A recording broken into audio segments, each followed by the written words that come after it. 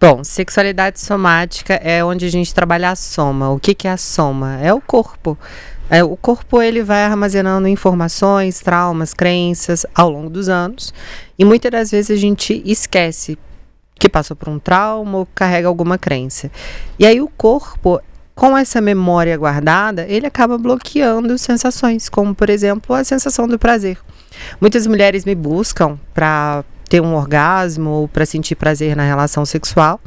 Só que aquela crença, aquele medo, aquele trauma que ela armazena impede ela de sentir prazer, por mais que ela quer muito ter prazer. E às vezes ela fala para mim, não tenho tabu nenhum, não tenho trauma nenhum, não lembro de nada.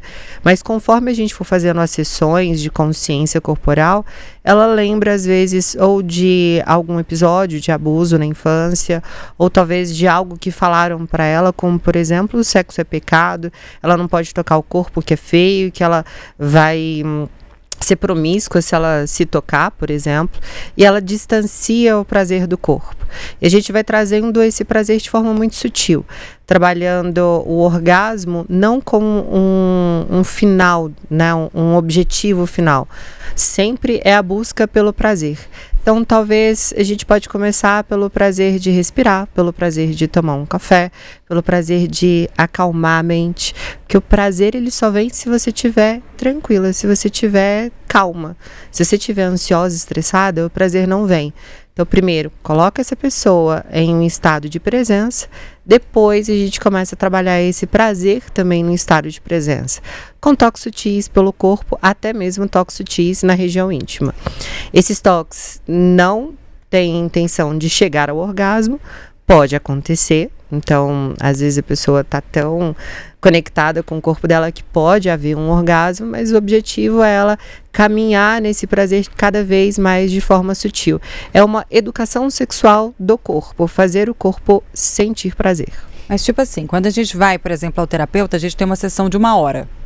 Como que funciona na prática? A pessoa vai aonde? Como que ela é recebida? Quanto tempo que demora? Porque eu preciso entender essa dinâmica. Eu não entendi. Porque vai que eu vou lá. Vai que eu apareço. Será um prazer. Opa!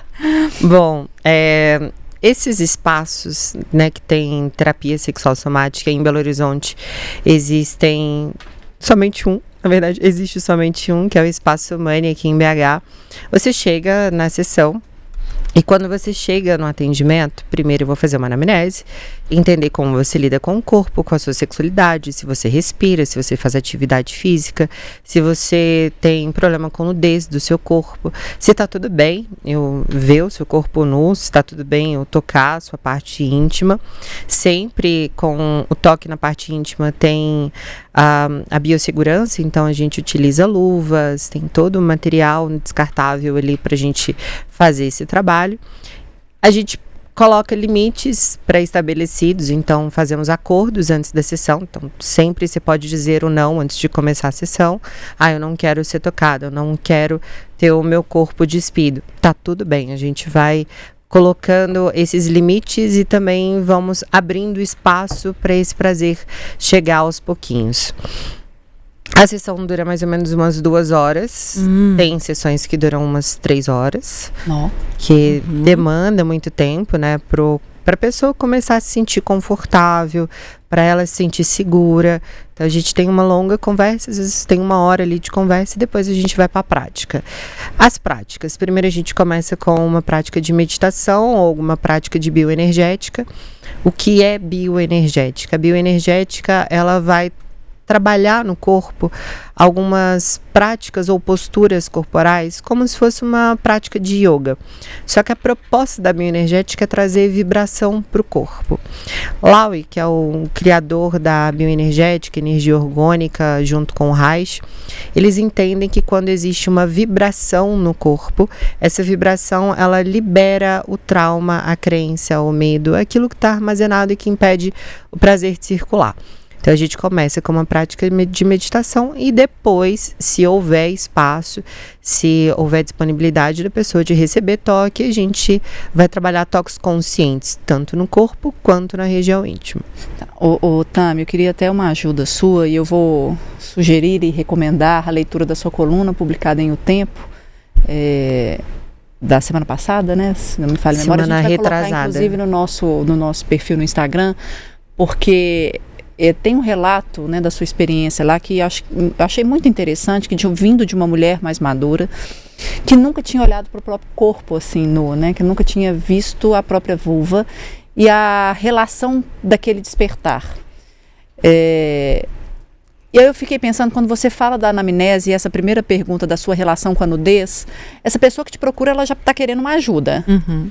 Mas a pessoa que já chega querendo ajuda, mas já tem uma dificuldade com a nudez, aquilo ali pode dizer o que para você ali? Porque eu fico pensando, esse tipo de terapia, e aí eu vou falar por mim, tá, gente? Assim, é interessante quando você fala disso, mas me dá uma vergonha. Eu fico constrangida e assim, aí eu fico pensando, gente, mas eu tô numa linha meio conservadora, porque eu não me sentiria à vontade, mesmo te conhecendo, e talvez até por isso, de me despir na sua frente, ou de, sei lá, e olha que eu não tenho muito, sei lá, não vou falar pudor, mas assim, me dá um certo constrangimento, e mesmo sabendo que isso pode ser bom pra mim. Mas o que te dá constrangimento? Ficar pelada? Na frente, se eu quero ajuda. O que eu tô falando assim, eu sugiro as pessoas lerem essa coluna, porque esse relato dessa mulher mais madura, se não me falha a memória, ela tinha o quê? 50, 54. É madura? Ela não é madura, não? Ela é uma menina?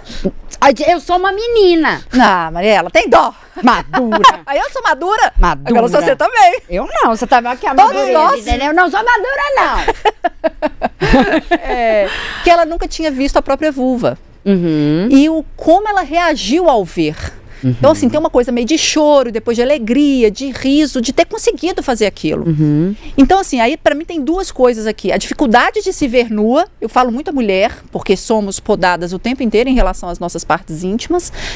Mas também isso, de você mesmo precisando de ajuda e querendo essa ajuda, você tem um constrangimento em ficar de frente para a pessoa para te oferecer ajuda. Porque é isso, pode, né? Porque ela falou que a pessoa pode responder não. Mas pode envolver um toque, pode envolver uma nudez. O que isso pode responder? Será que a gente está preparado? A gente não está preparado nem para se ver pelado? Assim, acho que tem tanta coisa que me vem na cabeça aqui, sabe?